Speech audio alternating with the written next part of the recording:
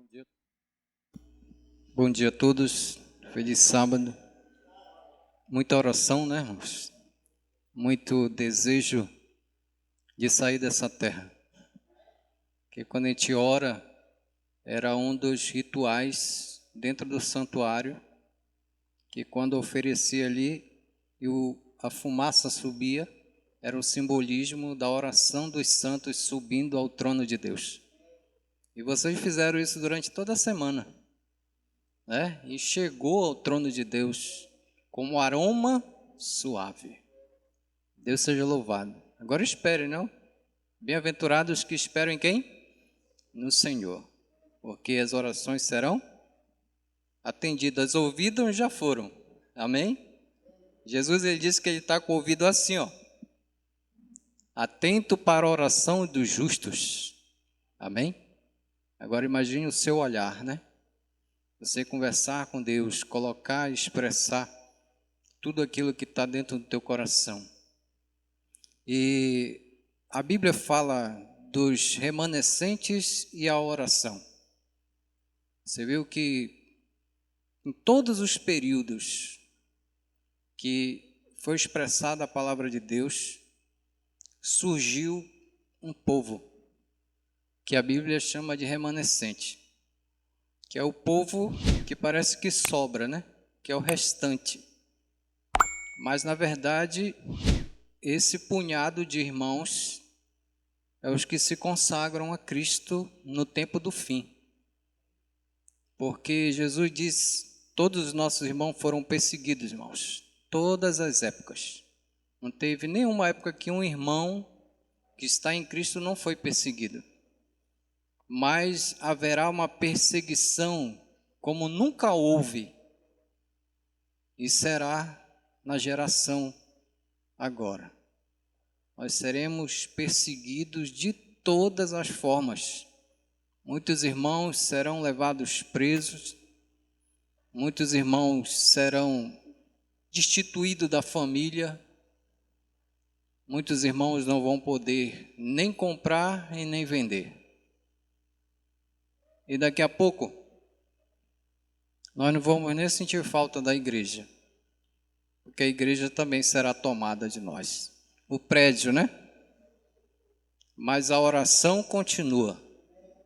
Os santos serão levados para algumas prisões. Alguns fugirão para lugares aí desertos, né? Por isso que aí há o Clube de Desbravador para dar um apoio, mas a gente já sabe que temos que fugir, os que estão na cidade. E os que ficarem sabem que vão sofrer ali as perseguições, mas Jesus ele nos dá um conforto, amém? De sermos perseverantes na oração, no jejum. Você vê aí que a igreja tem todo ano, né? A questão dos 10 dias de oração, tem um impacto esperança, tem ali a questão da família, de estar em oração, porque já sai de dentro da igreja e vai para casa, e ali sente um círculo de oração.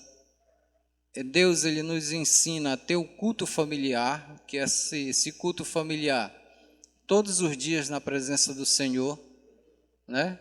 Era bom se nós orássemos de manhã, meio-dia e ao pôr do sol. Seria de um modo excelente. Porque assim estaríamos cumprindo aquilo que Deus nos pediu. Você vê, por exemplo, que os homens do passado que fizeram isso, como Daniel, por exemplo, homem de oração, como Noé, um homem de oração, orava todos esses momentos, né? Eu acho que a hora mais esquecida de orar é o horário de meio-dia. Às vezes a gente ora só para agradecer o alimento. Mas na hora dos livramentos, né? Da doença, das pestes perniciosas que às vezes cercam a nossa família, cercam os amigos, cercam os irmãos da igreja, e devemos estar em oração. Abra sua Bíblia aí, por favor, no livro de Apocalipse 14, verso 12. Obrigado, meu irmão. Obrigado. Água abençoada. Apocalipse capítulo 14, verso 12. Eu não vou orar porque eu creio na oração do irmão Cláudio. Ele já orou por mim, né? Amém? E Deus com certeza ouviu. Apocalipse 14, verso 12. Depois a gente vai só voltar um pouco mais para pegar uma leitura completa em relação à pregação do Evangelho nesta terra. Depois a gente volta para o versículo 6. Já encontraram aí? Diz assim, ó: aqui está a perseverança de quem? Dos santos, os que guardam os mandamentos de Deus e a fé em Jesus. Os mandamentos de Deus já conhecemos, que é aquele que foi ali apresentado para Moisés, depois Moisés passou para o povo. Nós podemos também voltar um pouco em relação aos mandamentos, para que nós estudamos o espírito de profecia, que no caso aqui é a fé em Jesus. Nós temos que estudar o espírito de profecia para que possamos entender a questão do santuário. O que Jesus está fazendo, o que o povo está fazendo, o que os sacerdotes estão fazendo agora, atualmente. Porque a gente olha muito lá para hoje, graças a Deus, olhamos para o lugar santo dos santos, onde Jesus está. Agora nós temos que olhar aqui para o lugar santo, onde estão os sacerdotes, e olhar para o pátio, né? Por exemplo, os líderes da igreja, os irmãos que são batizados, estão aqui no lugar santo, recebendo as orientações daquele que está no lugar santo dos santos. E agora temos que ir lá fora, no pátio. E a igreja tem que sair em direção os que estão lá fora. Aí está a perseverança. Temos, irmãos, que cada dia pregar o evangelho. Você viu a situação do irmão ali no Provai e Vede? Dentro de uma tribo. Eu conheci o pastor Marcelo, acho que os irmãos conhecem o pastor Marcelo aqui. Eu me lembro que o pastor Marcelo ele fez uma campanha para terminar o curso de teologia. E muitos irmãos aqui do Teroné ajudaram ele, de outros, porque é muito conhecido, né, muito querido. E ele foi para uma tribo, ali para o lado de Manaus. Irmãos, ele ficou com medo. Ele e a irmã Anaí, né, que é a filha da irmã Sueli, ficaram com medo. Ele me falou, irmão, pensa no medo, quando disseram que eu ia para uma tribo. Só que já tinham ido outros pastores lá, né, tinham preparado um caminho. O pastor tinha ficado 2 anos, outro ficou 4, outros não se adaptaram, ficaram ali poucos dias, porque lá o negócio é sério. A pessoa vem, você está acostumado a comer ali um PVT, né? Aí chega lá o cidadão com a cabeça de um macaco cozido para te dar, para tomar o caldo, hein, irmão Cláudio? Aí você não quer, e não consegue se adaptar. Você vai ver as frutas, né? Vai querer comer, mas o povo lá está acostumado. Graças a Deus, o povo agora lá é adventista. Já tem um outro pensamento, né? Já não come o macaco, já brinca com o macaco, né? Brinca com os animais. E cuida, né? Esse é o trabalho do justo, é cuidar da natureza, cuidar das coisas e ser zeloso pelas coisas de Deus. E aí, quando a primeira canoa chegou para pegá-los e levar para a tribo, irmãos, ele viu lá o índio lá da tribo vestido no seu original e foram embora. Quando chegaram mais ou menos 100 metros, ele começou a ver várias canoas vindo, eram muitas canoas, e cantando hinos da igreja. Você já imaginou que recepção linda? E depois as canoas cercaram a sua canoa e o levaram até a margem. E chegaram lá, irmãos, o arraial estava preparado para o pastor Marcelo e a irmã Anaí. Esse ano eles foram transferidos, foram para um outro local. Isso foi Roraima, se eu não me engano. Mas sabe quantos anos eles passaram lá? 10 anos. Era só 2, passaram 10. Porque eu vejo assim, quando você faz um trabalho que louva a Deus, Ele te deixa lá. E fica ali marcas, né, daquele trabalho. E graças a Deus ele sempre mandava fotos, né, vídeo de muito batismo. E lá o batismo é no rio. Muitas pessoas sendo batizadas. E uma aldeia sendo preparada para a grande volta de Jesus. Que maravilha, né? E ali foram o quê? Perseverantes. Muita oração, irmãos. Porque você fica longe da família, né? A gente está aqui todo mundo próximo da família. Agora vá para a África, passe lá 1 ano na África. Vá aqui próximo mesmo, aqui para os ribeirinhos, passe um ano aí dentro dessa mata aí, porque tem muita gente dentro da mata aí na Ribeirinhos, irmãos, que não conhece nem médico. Nunca viu falar da igreja adventista. Entre aí e vai lá pregar lá dentro. E você vai ver. Quando você se acostuma, você não quer voltar mais. A gente entrava ali com o barco da Adra, passava 2 dias lá. Quando era domingo, irmão, pairava uma tristeza dentro do nosso coração. Era a volta. Nós tínhamos que despedir das crianças, das pessoas, abraçá-las, porque não sabíamos se o encontrar novamente. Mas ficava aquela esperança que um dia nós íamos nos encontrar na grande volta de Jesus. Então diz assim, olha, o dragão, ele ficou irado com a igreja, com a mulher, e foi travar guerra com o restante da descendência dela, ou seja, os que guardam os mandamentos de Deus e têm o testemunho de Jesus, que é o espírito de profecia. Apocalipse 12, verso 17. Agora vamos aqui para Apocalipse 14, verso 6, que eu quero aqui pregar para vocês essas 4 situações importantes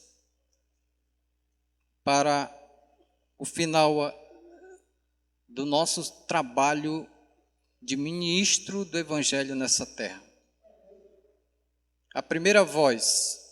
De quem é essa primeira voz, irmãos? Diz assim, ó, verso 6, 14, 6. Vi outro anjo voando pelo meio do céu e tendo o Evangelho eterno para fazer o quê?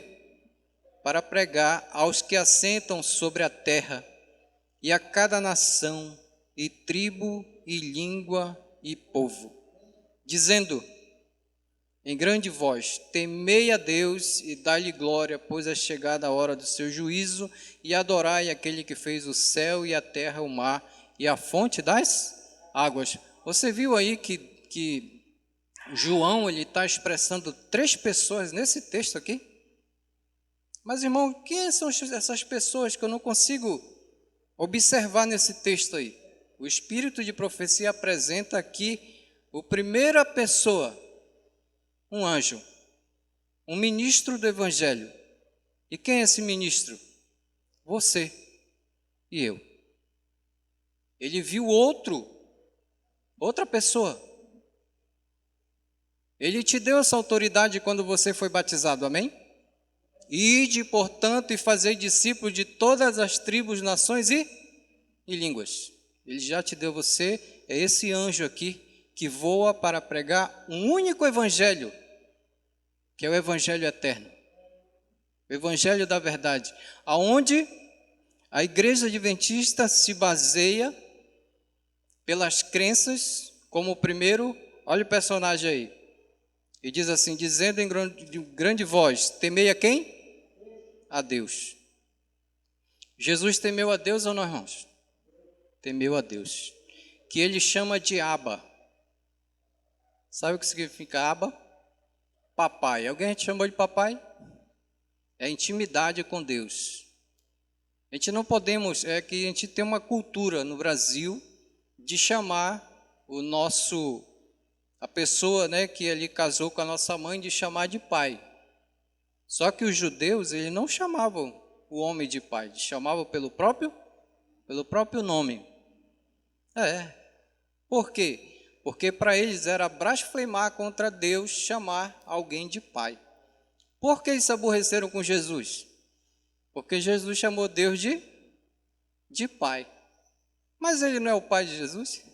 A Bíblia diz que ele é o único filho. Então, se ele é o único filho, ele vai chamar o pai de pai. Amém? E chamou de papai. Jesus seja louvado por isso. Então ele apresenta Deus Pai. Amém? E dai-lhe glória, pois é chegada a hora do seu juízo, e adorai aquele que fez o céu e a terra. Aí entra esse outro personagem aqui, que João ele se expressa no capítulo 1. Que no princípio era, e o verbo estava com quem? Com ele, estava com Deus. Ou seja, ele apresenta o Pai aí nesse texto também, e se apresenta como o Filho. Amém? Então existe o Pai, o Filho. Glória a Deus por isso, né? E ali é interessante que vocês vão ver aqui o Espírito Santo. Olha só. E fez o céu e a terra e o mar e a fonte das águas. O Espírito de Deus pairava sobre as águas. Amém? Então, irmãos, nós temos convicção, e a igreja adventista, não vão se assustar que eu vou falar agora. A igreja católica também acredita no Pai, no Filho e no Espírito Santo. A Assembleia de Deus acredita no Pai, no Filho e no Espírito Santo. O ateu não acredita nem no Pai, nem no Filho, nem no Espírito Santo e nem nele mesmo. Aí tem pessoas que acreditam só em Deus Pai.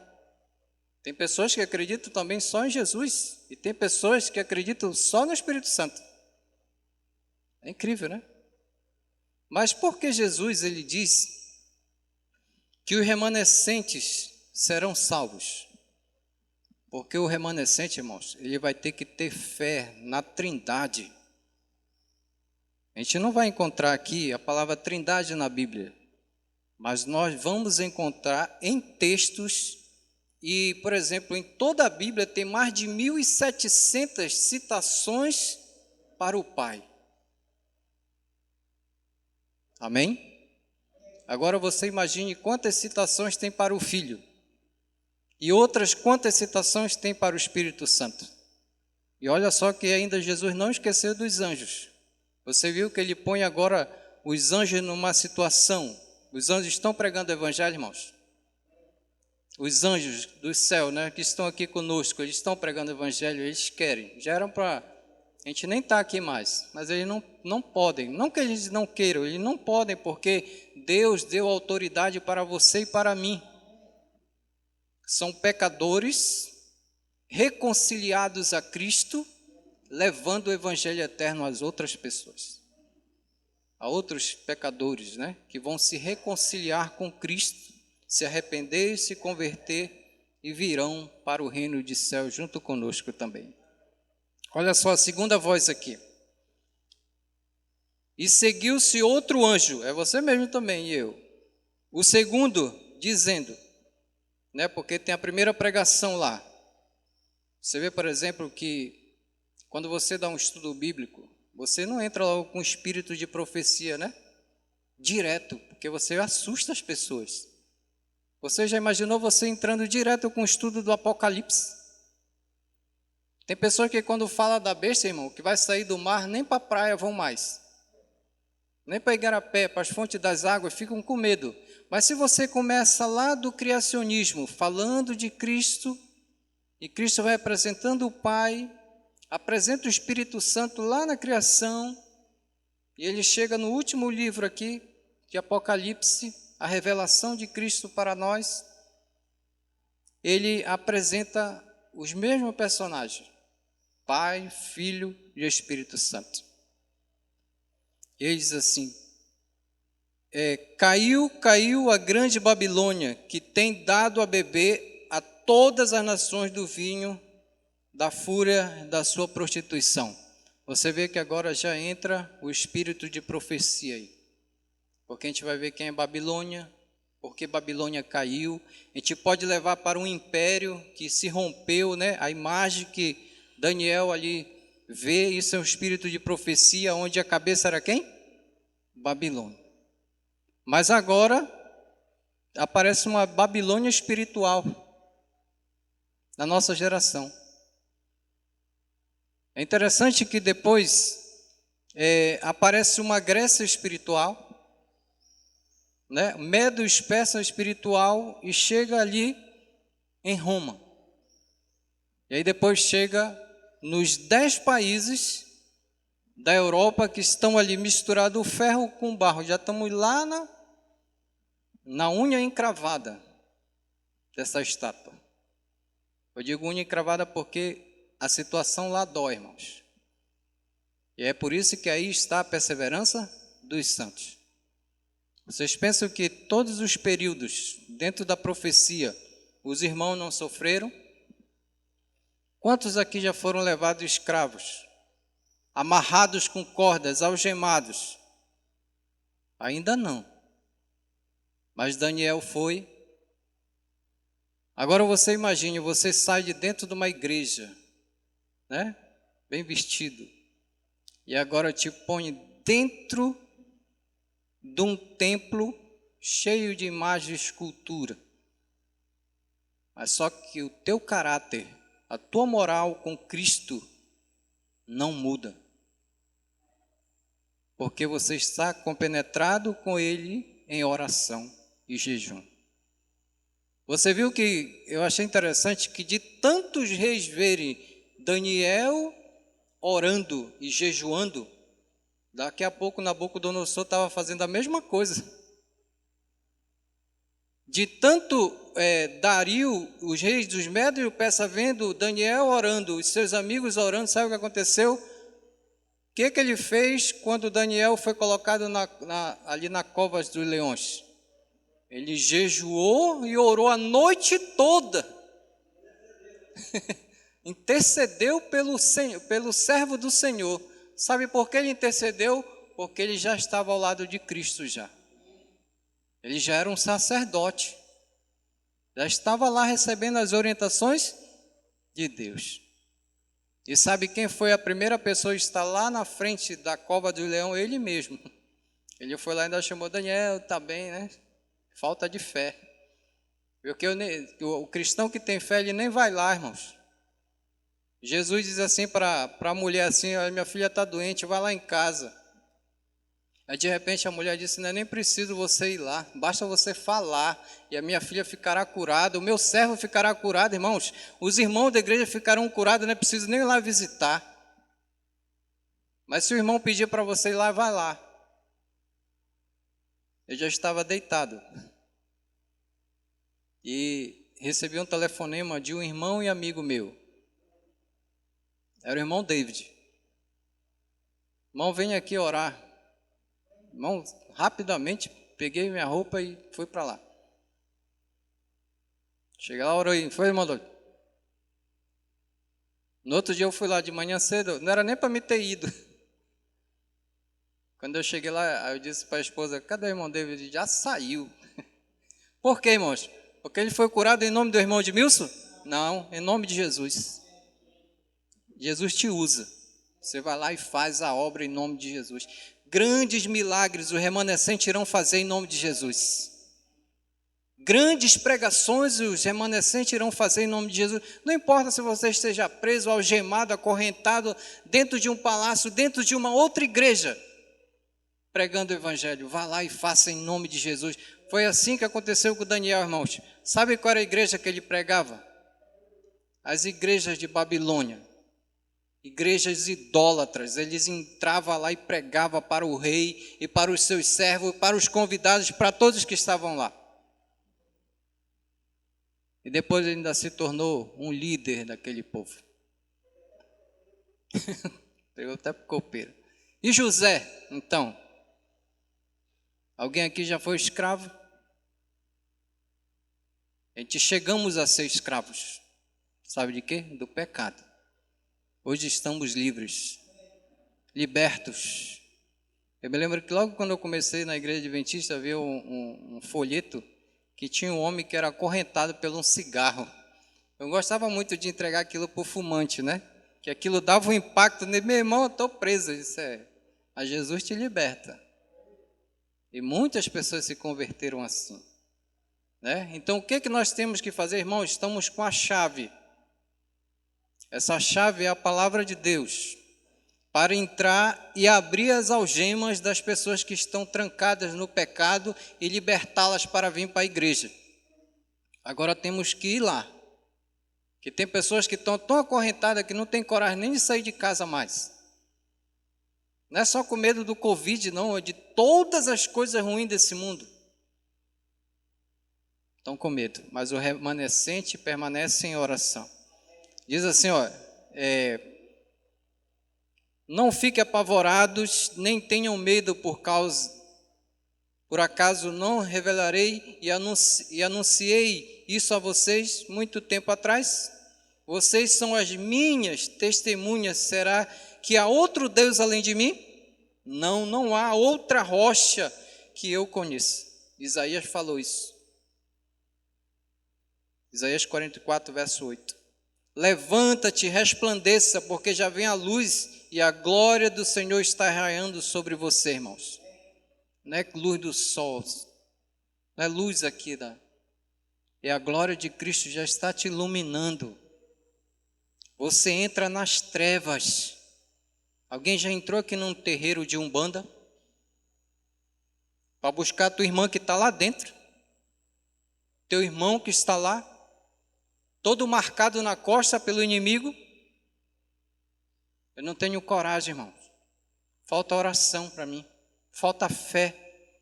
Vá lá. Porque é Deus que está pedindo para você ir. E olha, você não vai só. Porque vai te acompanhando esses personagens que eu falei aqui, o Pai, o Filho, o Espírito Santo, e se possível, uma legião de anjos irá contigo, para te proteger de toda forma de mal, irmão. E quando um anjo do Senhor fica ao teu lado, toda forma de mal se afasta. Vai para longe. Não consegue ficar perto de você, porque você está sendo iluminado pela glória de Cristo. Diz assim, ó, ora, tudo isso provém de Deus, que nos reconciliou consigo mesmo por meio de Cristo e nos deu o ministério da reconciliação. Né? Esse processo de oração, jejum deve ser, irmãos, contínuo. Não fique só em 10 dias. Né? Era para botar um projeto na igreja de 40 dias e 40 noites em jejum e oração. Só que nós não íamos aguentar, porque não devemos mais também fazer sacrifício de tolo, né? Não que Jesus seja tolo, Ele fez aquilo por você e por mim, e Ele conseguiu. Ele é o Filho de Deus, o Altíssimo. Depois desses 40, eu fico imaginando, nós passamos aí uma semana de jejum e oração.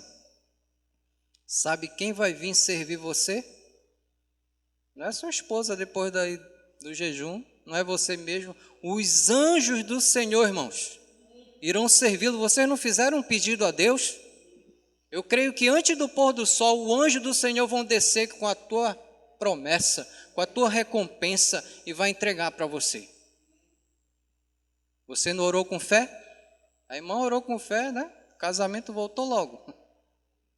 Entendeu? Orem com fé para ver se a gente vai ser preciso tomar vacina. Ore com fé, irmãos, para ver se essa igreja não enche. Enche que você vai ficar assim, irmão, vai ter que botar banco lá fora. Irmão, vai ter que botar banco lá na rua. Já aconteceu uma vez isso. A fé foi tanta. O banco era para 240 pessoas. Sabe quanto apareceram? 800. Aí onde vai botar 800 pessoas, irmão Ronaldo? Lá na rua, no estacionamento. Mas todos ouviram a palavra de Deus. Eu me lembro que eu fui para Brasília, muita oração.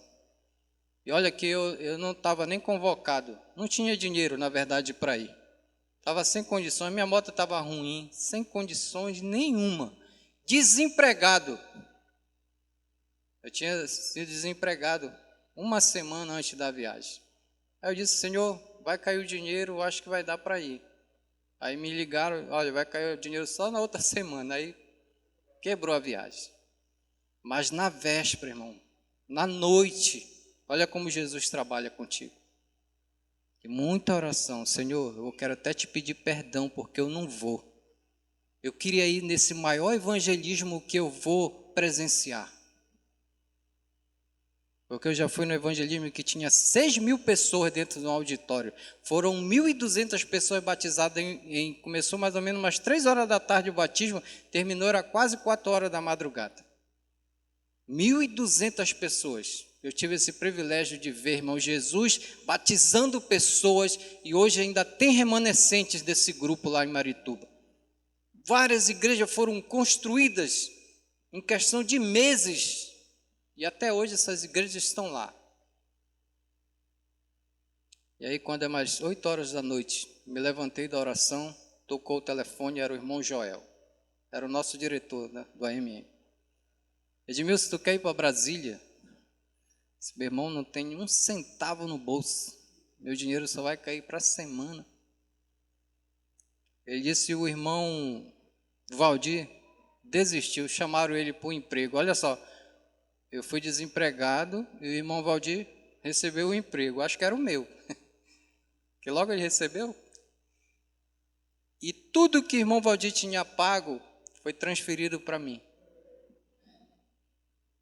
E até, irmãos, um patrocínio que foi recebido de uns irmãos nossos aí, foi passado para o meu nome. Você acredita que me deram o dinheiro na mão? Irmão, o senhor vai isso aqui?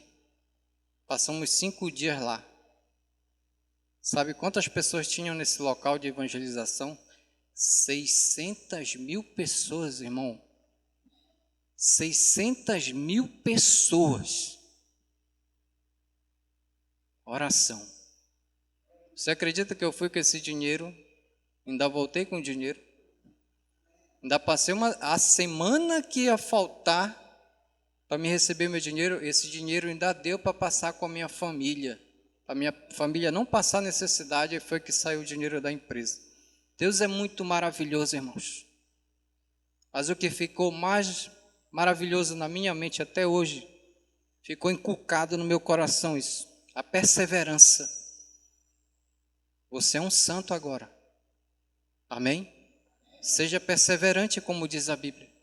Guarde os mandamentos de Deus e creia e tenha fé em Jesus, no espírito de profecia, que tudo vai se cumprir na sua vida, irmãos.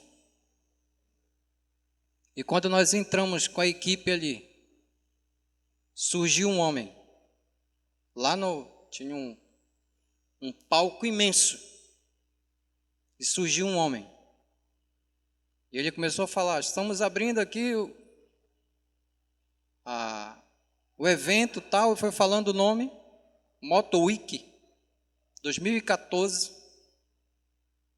E aí a nossa equipe foi entrando no corredor. Eram 150 irmãos da igreja adventista. E de repente aquele homem gritou lá de cima, para 600.000 pessoas. Foi ele que pregou, ele estava com o microfone, Jesus usou ele. Ele disse, Jesus está voltando. Aí todo mundo parou as motos e ele disse, a igreja adventista está dentro do Moto Week. Sabe quem era aquele homem? Era um pastor da igreja adventista. Ele era o presidente do Abutre no Brasil.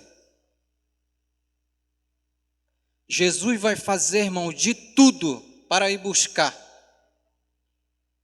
o ser humano. Eu me lembro que, sabe onde Jesus foi me buscar? Dentro de um bar. Irmão Cláudio, eu peguei 2 pacotes de dinheiro. Era muito dinheiro, dava para mim ficar rico. A sorte que eu entreguei um pacote para um amigo meu, seu Luiz, já descansa. O senhor guarda um para mim, o outro eu gastei tudinho. E quando foi de manhã, a dona do bar, que me deu tantas coisas, quando eu cheguei lá, uma boa recepção, tira-gosto, né? Botou as cervejas mais geladas para mim, ofereceu as bebidas mais. De manhã, sabe como ela estava me chamando? Eu só vi aquela vassoura bater no meu cabelo assim, eu me espantei, o sol quente. E ela disse assim, olha, Aqui não é lugar de lixo. Eu não gosto de lixo dentro do meu bar. Quando eu fui procurar o dinheiro, eu não tinha mais nada. Eu vim para casa. Quando eu abri a porta da minha casa, a primeira coisa que eu fui de olho foi na Bíblia. A primeira Bíblia que eu estudei, da Igreja Católica. Na época, a Igreja Católica não permitia a Bíblia. Mas o padre era tão gente fina que ele deu a liberdade para que a gente estudasse a Bíblia. E foi lá que eu conheci a Igreja do Senhor. A igreja que guarda os mandamentos de Deus e tem o testemunho de Jesus. Foi lá na Igreja Católica, porque eu estudei a Bíblia. Agora imagine nós, irmãos, que somos adventistas, que temos a liberdade de estudar o espírito de profecia, como o irmão Cláudio citou, a única igreja no mundo que prega sobre o santuário. É a única que aceita os sacrifícios de Cristo na cruz. Porque tem um povo que está se preparando para a grande volta. O espírito de profecia diz que a igreja ficará lotada, mas os remanescentes serão salvos. São aqueles que se achegam confiantemente ao Senhor, que ora, jejua, trabalho missionário, o trabalho social, sempre andam juntos, trabalho missionário e social, nunca esqueçam disso. Jesus, ele dava comida e depois pregava o evangelho. Quando não, as pessoas já estavam bem alimentadas, ele pregava o evangelho. Quantos milagres a gente não vê Jesus transformando poucos peixes e pão e alimentando 5.000 pessoas, 16.000 pessoas, 20.000 pessoas. E sabe o que Jesus disse para os discípulos? Que eram nós mesmos que ia alimentar. Agora a gente tem 2 pães para distribuir. O pão da vida, amém? Que é Cristo, como ministros do Evangelho. E temos o pão físico, de levar as pessoas. Irmãos, eu fico maravilhado com a igreja adventista. É a única igreja no mundo. Olha, eu vi uma pessoa de uma outra igreja pregando isso. Que é a única igreja que saciou a fome quando a pandemia estava no auge. A única igreja que tem restaurante flutuante e também carretas de restaurante é a igreja. E levava, foi em Minas Gerais, se não me engano, lá foram fechados restaurantes populares, que era vendido a R$1, aqui em Belém tem também. Foi fechado por causa da pandemia, não podia aglomerar. Mas a pessoa tinha que comer. Foi deslocado de um estado para o outro, ficou uma carreta lá e outro foi para Minas Gerais. Irmão, chegou lá, sabe quantos voluntários apareceram da igreja? Para um caminhão só, 400 voluntários. Sabe por quê? Os remanescentes estão em oração para ajudar as pessoas. E ali eram fornecidas, era tirar 100 refeições por dia. Eram 100 que o caminhão poderia, ali com a logística, né? Sabe quantos dos irmãos conseguiam fazer? 1.200 refeições por dia. Era de manhã o café, né? A cevada ali. Meio-dia o almoço, ainda tinha o jantar ainda. Agora a equipe pode dormir uma equipe dessa? Não pode, porque de manhã tem que estar tudo pronto de novo. Então foram passados ali. Você já imaginou? Se você olha, por exemplo, a igreja quase não mostra, mas com certeza vai passar no noticiário da igreja aí, na Novo Tempo. A equipe da igreja lá em Petrópolis, lá no Rio de Janeiro. Os desbravadores mais vividos, eles encostam na defesa civil e no bombeiro. Porque eles aprendem a técnica aqui na igreja, ou vão para um bombeiro, ou para a polícia, ou para o exército, e depois, com a mais técnica, eles voltam para a igreja, alguns, e se ingressam nessas missões aí, porque já sabem. Olha o que Deus faz, né? Então, irmãos, nós devemos ser perseverantes na oração, nos momentos que a tua casa está farta, e temos que ser perseverantes nos momentos de oração, que a tua casa pode não ter nada na geladeira. Eu quero deixar aqui uma situação importante aqui, ó. O batismo do Espírito Santo, como no dia de Pentecoste, levará um reavivamento da verdadeira religião e a operação de muitas obras maravilhosas. Seres celestes entrarão em nosso meio, irmãos, e homens falarão segundo forem movidos a fazê-lo pelo Espírito de Deus. Opera-se, porém, o Senhor sobre homens, como fez no dia de Pentecoste, e posteriormente muitos, hoje, professam crer na verdade, conheceriam tão pouco da operação do Espírito Santo que havia de chamar. Entendeu? Quando nós estudamos o espírito de profecia, você recebe a segunda porção do Espírito Santo. A chuva seródia, sabe por quê? Porque você busca um conhecimento além daquele que você já conhece. Pode estudar o espírito de profecia, irmãos, que vai te dar um ânimo de pregar o evangelho, não importa qual é a tribo, não importa qual é a língua que você fala, não se preocupe com a língua. Ah, eu não aprendi inglês, eu não aprendi francês, português, não se importe, porque o Espírito Santo, ele faz você falar qualquer língua estrangeira, né? Não é língua estranha, é estrangeira. Você fala. Você já imaginou falando indígena? E diz assim, ó, a fé vê Jesus como posto, como nosso mediador, à destra de Deus. A fé contempla as mansões que ele foi preparar para os que os amam. A fé vê as vestes e a coroa, contudo, preparado para os vencedores. Então, temos que, a lição aqui fala também, que nós devemos ficar acautelados, irmãos, porque tem irmãos que estão entrando na igreja, pregando que o Pai não existe e que o Espírito Santo não existe. Acautelai-vos. Cuidado para que esses homens não cheguem aqui e passe isso para vocês. Acautelai-vos. Porque se Jesus pregou que o Pai existe e que Ele existe, o Espírito Santo existe, Ele diz que Ele é o caminho, a verdade e Ele apresenta a Trindade aí. Então acautelai-vos. Porque uma igreja dividida, o que acontece? Ela não prospera. A casa dividida não prospera. Nós somos um corpo só, temos que ter um pensamento só, de evangelizar e pregar, orar e se consagrar. Amém? Que Deus nos abençoe. Amém. Senhor Jesus, obrigado, Senhor, porque tudo que você nos fala e nos falou e nos fala e sempre falará, que Tu és o único Deus no céu e na terra. Mas sabemos que você apresenta um Deus, Teu Pai, o Abba Pai, Teu Papai, e que nós já o conhecemos como o único Deus também no céu. O mesmo caráter do Pai tem no Filho, e sabemos também que o mesmo caráter tem no Espírito Santo, que é esse Deus que está aqui conosco nesta manhã.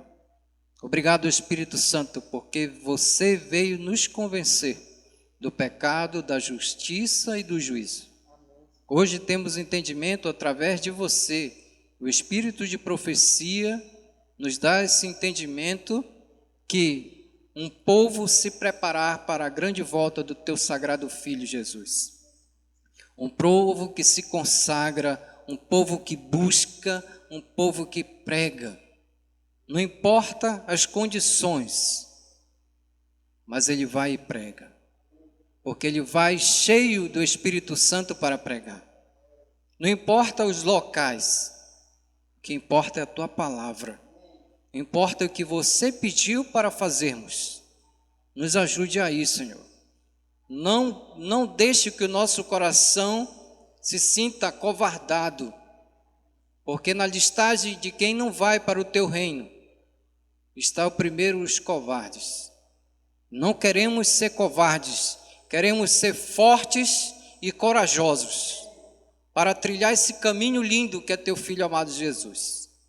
Queremos ir com Ele e para Ele, para que Ele seja honrado e glorificado ao reconciliar e derramar o seu sangue precioso em cima desse pecador, como foi derramado sobre nós, que nos purificou de todo o pecado. E que com a tua ajuda, com o teu poder, nós possamos trazê-lo para o convívio contigo aqui na igreja e juntos nos preparar para a tua grande volta, Senhor. Continue a abençoar meus irmãos aqui da 13 de janeiro, a liderança. E o Pai, nesse momento, nós queremos novamente que as nossas orações, conforme a tua permissão, chegue pura ao teu altar, para que você a receba como aroma suave. E eu te peço, ó Deus, os irmãos que já oraram, que fizeram seus pedidos, obrigado por recebê-los. E eu te peço, devolva conforme a tua vontade. Obrigado porque as janelas dos céus estão abertas sobre todos aqueles que te amam e até aqueles, Senhor, que não te obedecem, porque tu derrama o teu amor sobre o justo e sobre os ímpios também. Obrigado, leve-nos na tua santa paz, continue conosco, é isso que eu te peço, eu te agradeço em nome do Pai, do Filho e do Espírito Santo, agradecido em nome de Jesus. Amém.